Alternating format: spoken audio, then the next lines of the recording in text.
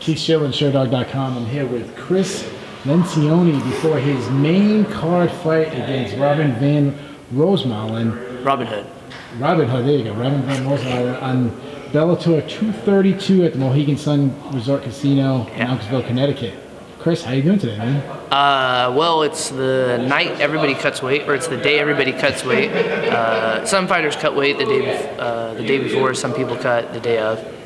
So we weigh in tomorrow morning. I can't wait to cut weight tonight. So my brain is like all over the place right now. How much you got to cut? Not a lot, just a couple pounds, honestly. I used to have a lot of trouble with my weight cut, just because I was a fat kid. I wasn't a fat kid. I became a fat adult from college. Freshman 15 was like freshman 35 for me, dude. Oh, dude, I just put on so much weight. My buddy's over here standing watching us. He knows I was a chunky bear. Yeah. It was awesome.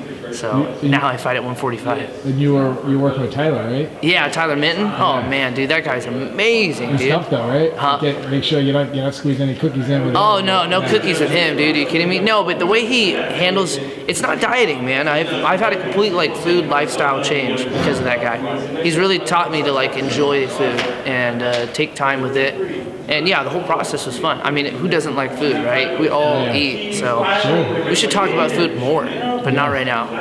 I could talk about grilling all day, but not right now. That's not what you need. Not right now. So let's talk about it. This is obviously Robin's got Bellator has a lot of big plans. How motivating it is than knowing that you can ruin their plans. I love ruining people's plans. Yeah. Yeah. I used to ruin surprise birthday parties all the time. One of my favorite ones was I guessed somebody's birthday gift. It was a Big Bertha, like a golf club. Yeah. And I didn't know what that was at the time. I was 6 or 7, but I must have heard it somewhere. And then I was like, I bet it's a Big Bertha. And they're like, what is wrong with you? And I'm like, and that was great. Can't wait to do that again. So that's the plan. You walk out and Scott Coker's saying, what's wrong with you?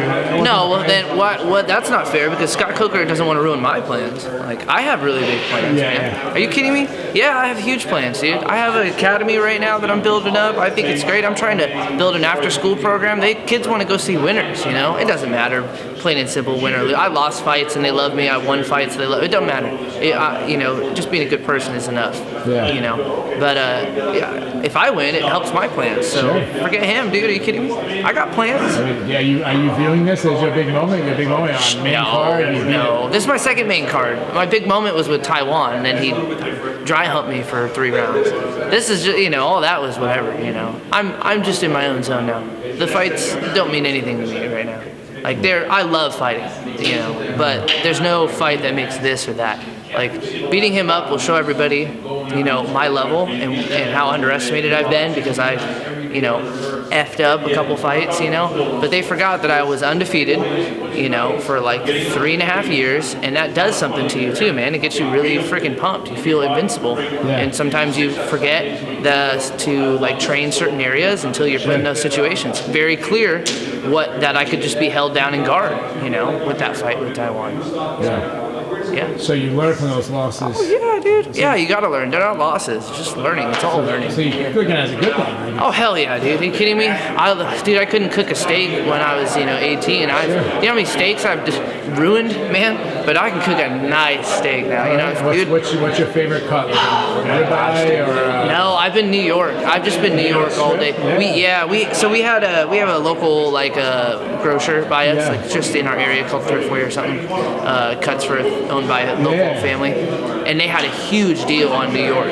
Just insane deal on New York strips. I was just playing around. I was just cooking steaks. Yeah, dude, 5, dude.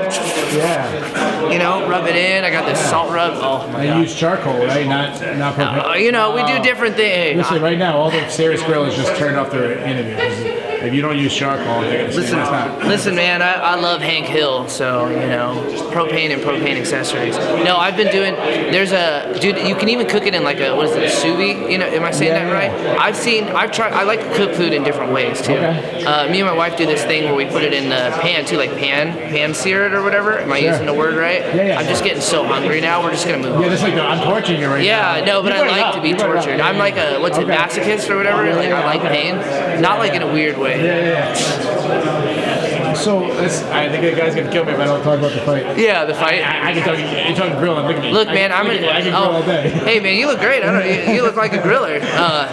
I'm gonna go out there and I'm gonna show what it looks like to train mixed martial arts your entire life or your entire career versus transitioning from one sport to the other. You see like too many, like I said, jiu-jitsu, like black belts or high-level wrestlers or high-level kickboxers come in, and a very few of them do really, really well. Most of them have trouble transitioning to the sport of mixed martial arts. So, and I started with mixed martial arts. I mean, I did Taekwondo as a kid, you know what I mean? Pia, pia, pia, like side kicks and stuff. But like the reality is, when I started training, I was training jiu-jitsu, I was training wrestling, I had a Muay Thai coach, we had a Dutch kickboxing coach, we had a boxing coach, all of it, you know? Ed Herman was one of our coaches, is one of our coaches, you know, one of the most OG guys in MMA, probably the longest running streak in that other promotion, you know? He who should not be named, you know what I'm saying? Yeah, it's usually, it's okay to say it here. It's wrong if you do the other way. Really? Like you can say it here. Yeah, because they don't care. Because if you're threatened, when you're threatened, that's what happens. You know, I think that if you when you do that, you give people more power by being threatened. I agree. So just roll with it. I totally agree. Yeah. So. Yeah. Have you seen any of his MMA? I know obviously he has tons of kickboxing. Have you seen his MMA fights? And I mean, I know it's so different. No, aren't they like 3 years ago? I didn't know you could do that. Can you like Google that? Yeah, you can. Yeah, I do the preview. So like, I guess he's got MMA fights then. I just figured he had like one or two against some like random dudes in the middle of nowhere. He's got 2 knockouts. Yeah. Yeah, 2 knockouts against probably some dudes who don't know what they're doing. Probably just laid there. You know. So I'm not too worried about that. You know. I know what he's got. I'm ready for it. So it's gonna be fun. Obviously, he is known for his striking. You mentioned that you've wrestled, you've done jiu-jitsu. I mean, is it tempting to try to stand up with him, or is you're like, I mean, you got Fabio Sherdog, one of the greatest. I want to kick him in the face, bro. If I go out there and knock out a 3-time glory champion, like that's what I'm gonna do, man. And people are gonna be like, holy shit. And then they're gonna ask me to fly around the world and do all sorts of seminars on striking. And I'll be like, yeah. So what I did was I went, and then I hit him, and then he dropped. And I was like, oh, that worked, you know?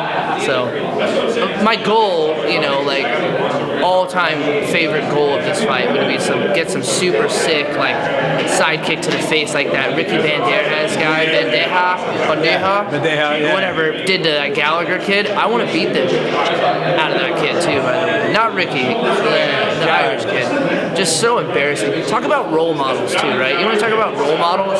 Oh my gosh, dude. Oh, I'm looking up to Mr. Frickin' McGrabby or whatever. That should be his new nickname, McGrabby. Mr. Mick can't keep his hands to himself. Freaking touching all the women, you know?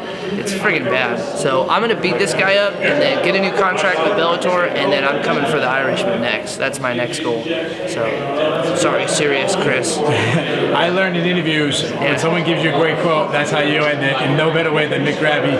So, Chris, good luck to you, man. Thanks, man.